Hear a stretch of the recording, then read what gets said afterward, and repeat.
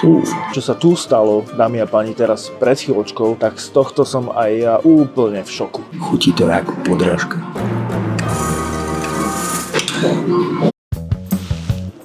Vítajte priatelia. V tomto videu sa pozrieme na to, kde sa v centre Bratislavy radšej neísť najesť. Teda iba v prípade, ak máte sklony k nejakému seba poškodzovaniu, tak vy môžete brať toto video ako manuál, kde môžete ísť. Možno si spomínate na staršie video youtubera Pipipi Petra, ktorý bol v Bratislave vyskúšať najhoršie hodnotenú reštauráciu. V akom stave tá reštaurácia je, ako dopadla, to si ukážeme na konci videa. V každom prípade to jeho video rozprúdilo vo verejnosti takú debatu, že niektoré z tých reštaurácií v Bratislave sú naozaj dosť silné turistické pastičky a vedia znechutiť turistom chuť minimálne do halušiek. No a najhoršie recenzie, tie budú spájať aj reštaurácie z nášho dnešného videa, pretože ja som si spravil dôkladný rešerš, našiel na recenziách od Google a TripAdvisora 4 hlavné za mňa turistické pasce reštauračné v Bratislave. No a rozhodol som sa ich vyskúšať, tak sa im poďme pozrieť spolu na zubok. Poďte so mnou. Dámy a páni, vítajte v našej improvizovanej bratislavskej reštauračnej reality show. Do grand finále tento rok postupuje Jimmy Restaurant aka Camel and Lady na Ventúrskej 4 s celkovým hodnotením na Google Maps 2,5 z 5 hviezdičiek a so 160 recenziami s najhorším hodnotením. Ďalej Segnerova Kúria aka Segner Slovak Restaurant na Michalskej 7 s celkovým hodnotením na Google Maps 3,3 z 5 hviezdičiek a so 146 recenziami s najhorším hodnotením. Ďalej tu máme Slovenská reštaurácia na Panskej 239 s celkovým hodnotením na Google Maps 3,3 z 5 hviezdičiek a so 236 recenziami s najhorším hodnotením.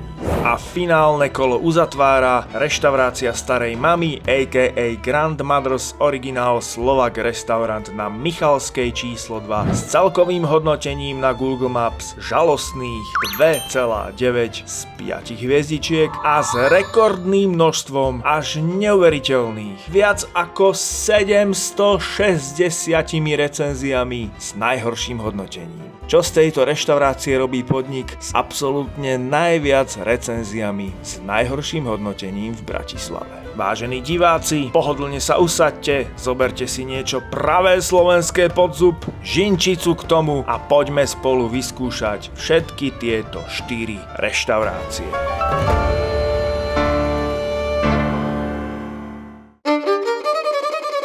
Ako prvá sa nám predstaví Jimmy's Restaurant aka Camel and Lady. Tento podnik mení mená častejšie ako niektorí ľudia vzťahy. Volal sa už Camel, Líra, Jimmy. Čo bude ďalšie? Nás napadol jeden výstižný názov, možno Titanic. Čo vieme z recenzií? Čakacia doba? Pokojne aj hodinu. Ideálne, ak chcete medzičasom zostarnúť alebo čakáte, kým vám bude 18 a môžete si od nervov dať niečo ostrejšie. Voda iba balená za 2 eurá. Z kohútika tečie asi iba len sklamanie. Jedálny lístok iba v slovenčine, ideálne pre turistov, čo si chcú precvičiť Duolingo. A pozor, 2 eurá servisný poplatok navyše. Taký malý darček na rozlúčku. Poďme to všetko preveriť na vlastnej koži. Prišiel čašník a veľakrát sa ma vypýtal proste odkiaľ som. Nebolo mi to čudné, že povedal som, že som zo Švajčiarska, začal som rozprávať po nemecky, hovorím, že ja po nemecky neviem.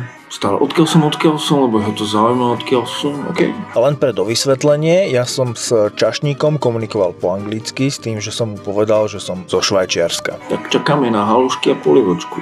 Zatiaľ sme dostali vodu, majú iba studenú. Povedal som, že to je v poriadku. Čo je naozaj milé, tak ma tu nechali samého, takže môžem vám sprostredkovať autentickú chuť tejto polievky. Je to pomerne, ale chuťovo. Okrem toho, že stojí 5 eur, plus uvidíme, čo nám všetko naúčtujú na účet. Naozaj trošku briedka, ale neurazí, nepoteší. Mimochodom, polievku doniesli asi po 10 minútach. Zlúskal som ju ako nič, bola celkom dobrá. Skontrolujeme aj kvalitu záchodov.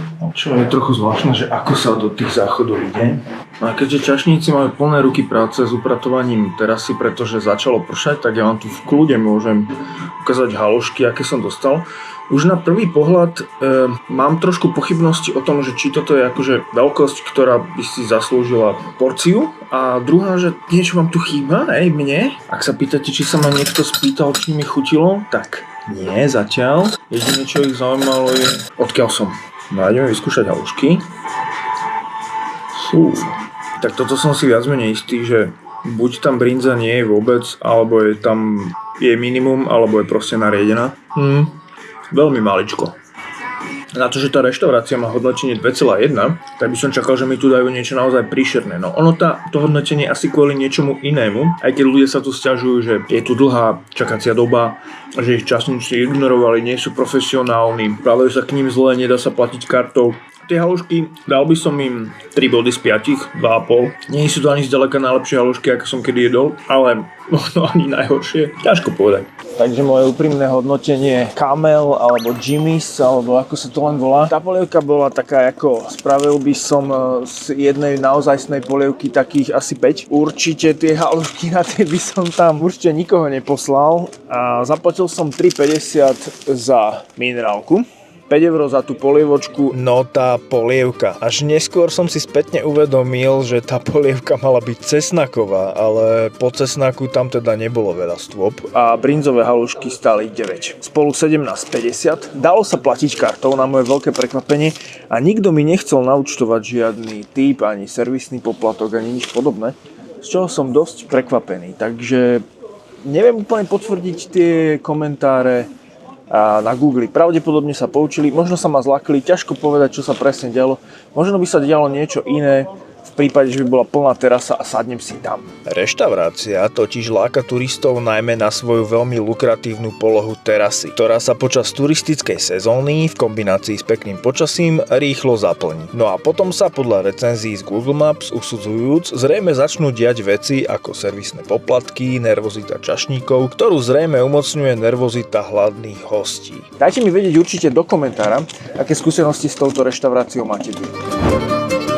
Ako druhú tu máme reštauráciu Segnerova Kúria, a.k.a. Segner Slovak Restaurant. Inak budovu, kde reštaurácia v pivničných priestoroch sídli, dal postaviť pred viac ako 370 rokmi významný prešporský mešťan a bohatý šlachtic Ondrej Segner. Reštaurácia sa na Pútači na ulici chváli, že má 400-ročnú históriu. To síce asi nebude pravda, ale chápeme, že je to dobrý marketing na turistov. My budeme len dúfať, že jedlo bude o niečo čerstvejšie. Čo vieme z recenzií? 10% sprepitné, automaticky pripočítané k účtu, lebo prečo by ste sa sami rozhodovali, že áno? Platba iba v hotovosti, moderné technológie sú tu zrejme považované za čarodejníctvo, no a samozrejme pripočítané veci, ktoré si nikto neobjednal, ako napríklad tatárska omáčka za €90, ktorú ste ani neochutnali, no luxus. Mimochodom, na priečelí tejto budovy je latinský nápis, ktorý v preklade znamená, čo vznikne z odvahy, pretrvá. A tak sme nabrali odvahu a išli otestovať aj túto reštauráciu na vlastnej koži. Teda vlastne na vlastnom jazyku.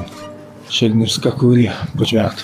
Som tu úplne sám. Sedí tu turista, pravdepodobne ešte jeden mladý chalan s ruksakom. Má to tu veľmi zvláštnu atmosféru. Tvarím sa, že som anglicky hovoriaci turista, ale prišiel čašník, povedal prosím a doniesol mi vodu a zhlboka vydýchol, takže možno som odhadol. Polievka proste, ktorá absolútne neurazí ani 100% nepoteší, proste taká závodná polievka. Tak toto, čo je tu, dámy a páni, to je silná káva. To bolo pravdepodobne mrazené. Chutí to ako podrážka. Čerešničkou na torte je táto kapusta, ktorá není ani kúsok kyslá. To je vyvarená kapusta z polievky, alebo to mäso, ktorým je to naplnené, je... Ne, toto ja jesť nebudem. Tak toto je mač, ty kokos. To ti... 2,5 späť. Takže Šegnerová Kúria, dámy a páni, tento čierny vchod. Reštaurácia o sebe hlási z reklamného putača, ktorý je tu pri Michalskej bráne, že reštaurácia je staršia ako 400 rokov. No, mám pocit, že 400 rokov boli tie guľky plnené mäsom udeným s tou kapustou niekde v mraziaku a teraz to vytiahli. Bolo to nechutné, bola to veľmi bizarná skúsenosť, ale pozor, musím dať naozaj taký malý shoutout tomu čašníkovi aj pani majiteľke, alebo kto to tam ešte bol, lebo mali chuť ten problém ako keby napraviť. Ja som povedal, že mi to nechutilo a oni sa rozprávali medzi sebou po slovensky, že dáme mu niečo iné. A čo mu dáme iné? O čo mu bude chutiť? Tak prišiel pán a ponúkol mi guláš, ktorý som ale odmietol s tým, že je to v pohode.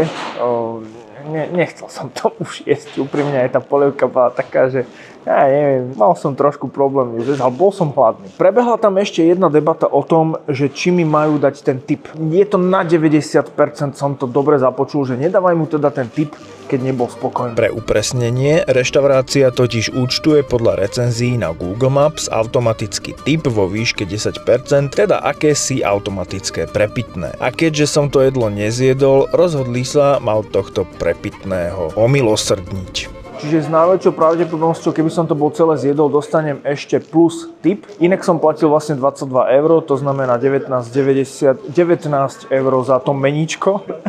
19 € za to meníčko, 3 € minerálka. A keby som dostal ešte ten 10% tip, tak to znamená plus 2,30 naviac, čiže platil by som nejakých 26-27 €, ak dobre počítame. Nikoho by som do tejto reštaurácie neposlal, bola to veľmi zlá skúsenosť a ako hovoril Baťa, tí, čo majú skrachovať, podľa mňa by mali skrachovať a nechať priestor tým, ktorí by to vedeli robiť lepšie. Ešte si pamätám, že tam prebehla debata štýle, že dones mu teda borovičku alebo niečo také, ale nakoniec k tomu nedošlo, takže asi som vyzeral, že nestojím za to, aby mi dali nejaký šnaps na záver na účet podniku.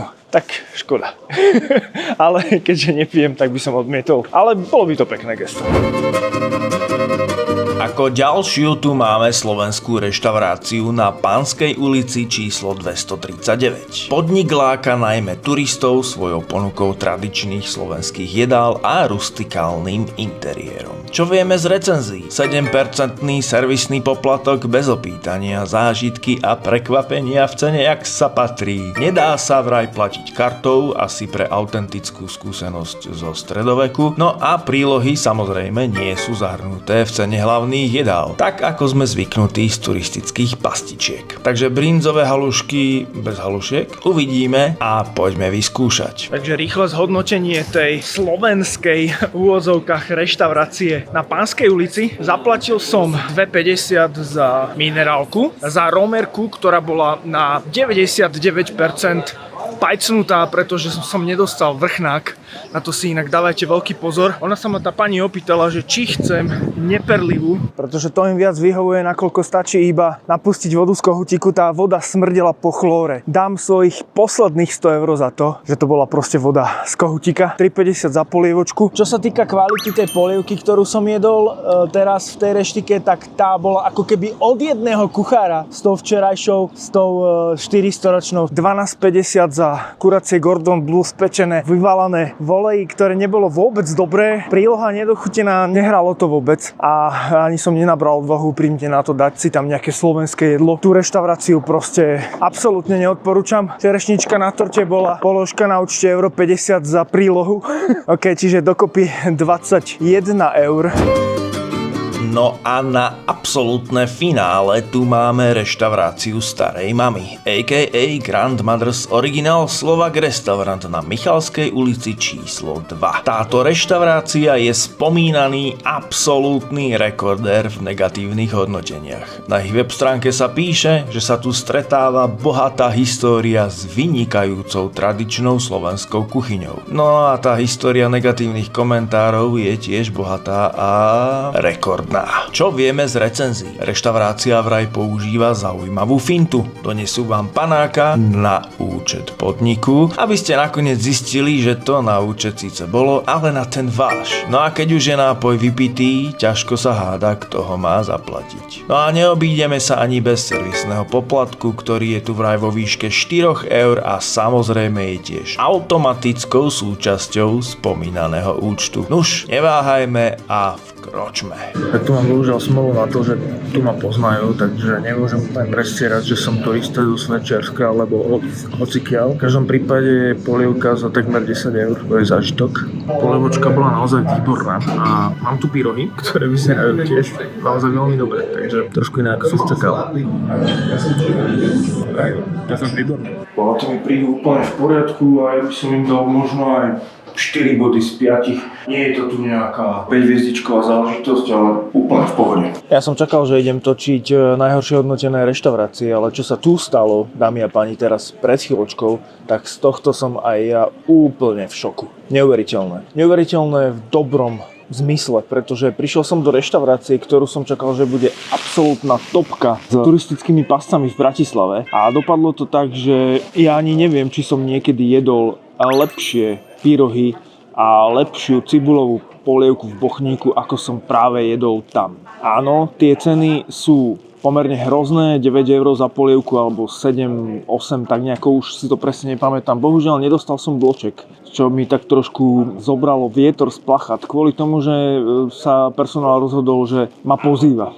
Totižto oni ma tam spoznali a povedali, že sú moji veľkí fanúšikovia z mojich cestovateľských videí, čo samozrejme si veľmi vážim, ďakujem a pozdravujem do danej reštaurácie, ale že sa stane niečo takéto, že ja tam proste prídem a dám si klasiku, ktorú som mal už dopredu vybratú, že proste a teraz vám všetkým poviem, prečo tu sem neísť, ako ma obabrú, ako mi dajú proste príražku, aj keď možno, že sa to tam deje, ale ja som to nemohol zistiť, pretože jednoducho som bol pozvaný. Takže možno aj týmto vás vyzývam, ak pôjdete do Bratislavy, budete si chcieť dať naozaj veľmi dobré slovenské jedlo, tak môžete, pretože naozaj ho tam robia. Bol som ubezpečený, že to je všetko z čerstvých surovín, že to tam je všetko robené, nič nie je polotovar. Všetko je pripravované priamo na mieste a samozrejme konfrontoval som aj personál s tým, že prečo sú tie recenzie také, aké sú. No a dostal som pomerne logické vysvetlenie, že vraj je to zásluha predchádzajúceho personálu, že proste sa snažia napraviť tú reputáciu, že proste zrazu sú milí na ľudí a jedlo je kvalitné, také ako má byť. Majiteľ je vraj stále ten istý a pýtal som sa, prečo teda nezmenili meno. Dostal som odpoveď, že majiteľ si to praje týmto spôsobom. Čiže dámy a páni, neveril som, že to poviem, ale odporúčam vám navštíviť reštauráciu Grand Mother, pretože bol som extrémne spokojný s jedlom. S cenou je to diskutabilné, áno, priznávam, ale keď zoberieme do úvahy, že sú to naozaj čerstvé ingrediencie a že ste v centre mesta, že ste proste pod Michalskou bránou, že ste naozaj na mieste, ktoré je proste asi turisticky najatraktívnejšie, tak možno tie ceny sú adekvátne. To už nechám na posúdenie vami. Napíšte mi do komentára, aké sú vaše skúsenosti, či ste tam boli, kedy ste tam boli. Ak tam pôjdete na základe tohto videa, určite mi to napíšte. Som na to veľmi zvedavý. Takmer úplne ku koncu videa sa musím s vami podeliť o niečo naozaj veľmi záhadné. Keď som si robil prípravu na toto video, tak sa nedalo nevšimnúť si, že v nákupnom centre Aupark majú reštaurácie akože extrémne podozrivo nízke hodnotenie. Dokonca v mnohých prípadoch nižšie ako účastníci našej reštauračnej reality show z tohto videa. Ale keďže mnohé z týchto reštaurácií historicky poznám, často som tam chodil sám na obed, keď som býval v Bratislave, tak sa mi nezdá, že by používali nejaké podvodné praktiky a že by sme mali tam ísť točiť nejaké turistické pasce. Skôr sa mi zdá, že to je buď nejaká anomália v hodnoteniach, alebo náročnosť okolitých biznis centier a ich zákazníkov na obedné meníčka, alebo niečo iné. Konkurenčný boj, napadajú ma rôzne možnosti. Ak mi viete pomôcť s rozlúsknutím tejto záhady, tak určite nás prosím kontaktujte na Instagram, e-mailom, alebo dokonca môžete kľudne aj napísať komentár. A aj vzhľadom na to, že v iných nákupných centrách jednoducho reštaurácie nemajú až takéto zlé hodnotenia, dokonca z tej istej franšízy, z tej istej siete. Niečo je v tom Auparku veľmi zaujímavé. Poďme sa na to pozrieť. Schnitzel 2,1. Sunshine 2,1. Čikis 2,5. Koliba 2,8. Pamätám si, že v tejto kolibe sme papali, keď sme išli s Radkom niekde, mám taký pocit do Mexika alebo niekam. A to jedlo nebolo nejaké zlé. Radko, aké bolo to jedlo? Ahoj. Hello. Prosím ťa, keď sme išli spolu do Mexika, alebo neviem už kde sme išli, tak sme v Auparku jedli v takej, že kolibe sme si dávali niečo nájsť. Ty si tuším dal šnicel a ja som si dal segedín alebo niečo také. Pamätáš sa? Áno. No, tuším, že vo videu to mám tak, kde. Točím video o najhoršie hodnotených reštauráciách a toto je jedna z nich. A mne sa to vôbec nezdá. Aký ty máš toho pocit? Pamätáš si, že by to bolo nejako veľmi zlé? Nie, ríška bola velikánska, tam sme sa najedli fajne, dobre bolo. Hej, že? Hej. No dobre, tak to je všetko, Radko. Ďakujem ti za vstup do videa. Pekný deň prajem, ahoj.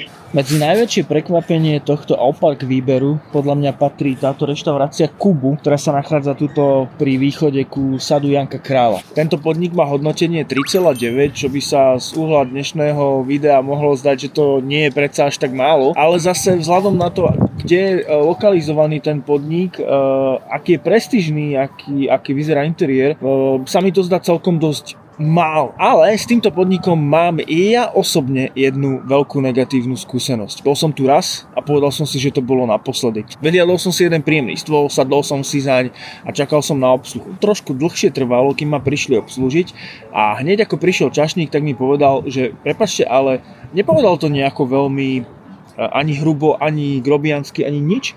Finta bola v tom, že on mi povedal, že to miesto, kde sedím, je obsadené, že je rezervované. Na stole nebolo nič, absolútne. Celá tá reštaurácia bola prázdna, iba donútil mňa, aby som si z toho jedného jediného stolu presadol niekam inam. Mňa to vtedy veľmi nahnevalo, myslím si, že som mal dokonca aj objednané už, ale ja som proste odišiel a už som tam nikdy neprišiel. Poďme si teda do Kubu sadnúť na kávu a opýtať sa niekoho z obsluhy, prečo majú také nízke hodnotenie. Čakám 10 minút s dopitou kávou, skúšal som aj tento QR kód, že objednania zaplať, ale zaplatiť sa to tam nedá, tak čakám, že či niekto príde a mohol by som zaplatiť. Tak, Kubu.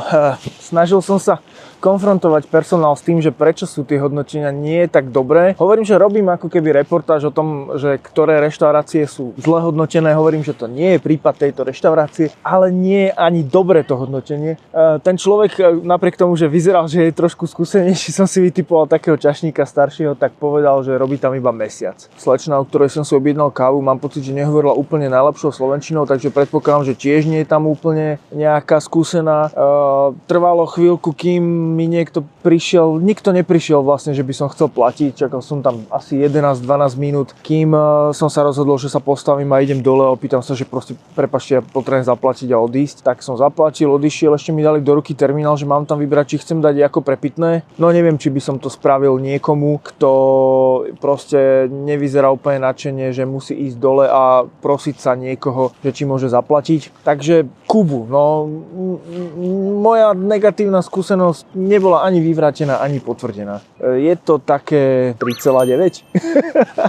Mimochodom, keby ste sa opýtali Bratislavčanov, čo považujú za turistickú pastičku, tak vám ukážu napríklad túto cukráreň. Ale preveroval som si okolnosti. Jednak vnútri to strašne pekne vyzerá. Druhák, ľudia odtiaľ odchádzajú spokojní a napriek cenám a minimálnej útrate 15 € si to turisti pochvaľujú. Takže nemožno úplne súhlasiť s tým, že je to turistická pasca. Ak sa bavíme o turistických pascách, asi by sme mali spomenúť aj tento candy shop, kde dostanete proste predražené cukríky, naozaj nič špeciálne za tým nečakajte. Nie je to žiadna domáca atrakcia, nemá to nič spoločné s Bratislavou, je to franšíza, ktorá je po celej Európe, možno svete a nič iné okrem fancy vyzerajúceho obchodu a predražených cukríkov na váhu tu proste nedostanete. Jedna vec sa nám dneska ale trošku potvrdila a trošku mi to zmenilo pohľad na tie turistické pastičky a to je to, že aký vplyv má počasie, pretože včera bolo trošku aj pršalo a nebolo úplne pekné počasie. Dneska tie terasy boli otvorené a najmä tam tá 400-ročná dneska nabrala úplne nový nádych. Zrazu plná terasa, zrazu plno turistov. Sedeli tam evidentne ľudia, ktorí proste boli turisti a aj som mal chuť sa ich opýtať, ako ich veľmi chutí a možno, že to bude jedna zo sérií na našom kanáli Chlapci slovenskí. A na začiatku som vám slúbil, že vám prezradím, ako dopadla reštaurácia z Pipipi Petrovho videa.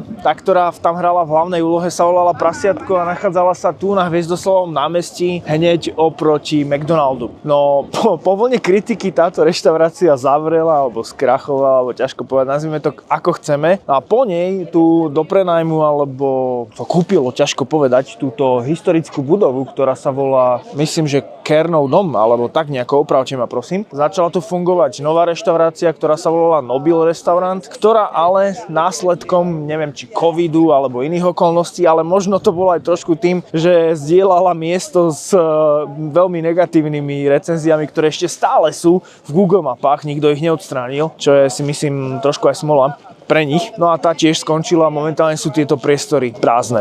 No a kvízová otázka, ja sa vás pýtam, ktorá z reštaurácií z dnešného videa vám automaticky naúčtuje 10% poplatok. Bola to slovenská reštaurácia, Grandmother, Šagner, alebo ako sa to volalo, alebo Jimmy lomeno Kamel. Napíšte do komentára. Teším sa na vaše odpovede.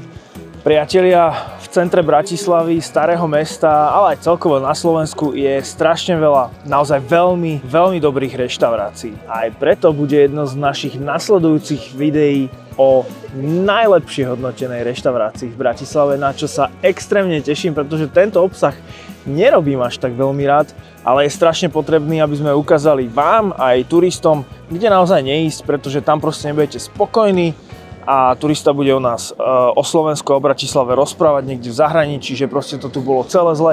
A to si myslím, že nie je dobré. Nerobí to dobré meno nám, ani nikomu a potom tu ďalší turisti neprídu, čo si myslím, že je veľmi kontraproduktívne. A keďže hovorím o jednom z ďalších videí, tak ja vám prezradím ešte jedno z ďalších videí a to je ohľadom aj tejto fontány. Tá fontána, alebo ten človečik hore s tými krídlami sa volá Ganymed. A je to veľká zaujímavosť, prečo tu je a čo to vlastne znamená. A takýchto zaujímavostí o Bratislave, ktoré ste možno netušili, budeme to koncentrovať do jedného videa, kde tých zaujímavostí bude o mnoho viac a môžete si ich v celku pozrieť, prípadne pozrieť aj osobne potom, podľa nášho videa. No späť k tým reštauráciám dnešným, niektoré ma veľmi prekvapili. Som veľmi rád, že sme našli aj veľký kontrast medzi tým, že čo som si myslel, že bude a čo bolo naozaj, že to bol príjemný zážitok a našli sme, alebo teda potvrdili sme si aj tie veci, ktoré sme vedeli, že nie sú dobré a myslím si, že je dôležité na to poukazovať. Nech sa na mňa naozaj nikto nehnevá. Nechcel som nikomu ubližiť, ale je to proste tak, keď niečo raz je tak,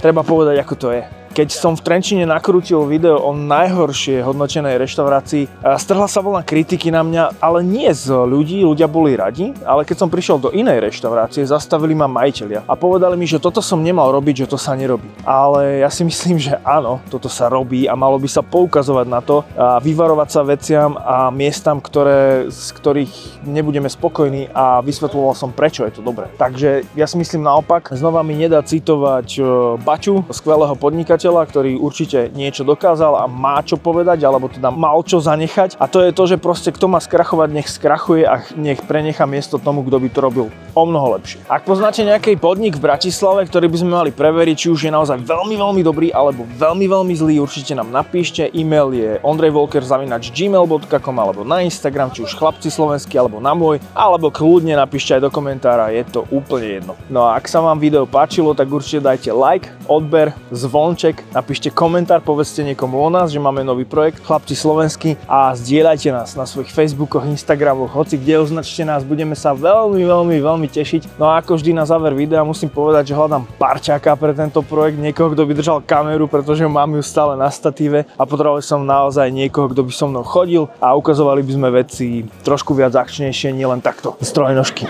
No a ja sa už s vami týmto lúčim, ďalšie video vyjde zase v nedeľu na kanáli Chlapci slovenskí a dovtedy nech vás nič nenapáli ako reštaurácie z dnešného videa, ani omáčka, ani účet. Ahojte, toto bol Ondrej Volker z kanálu Chlapci slovenskí. Ahojte.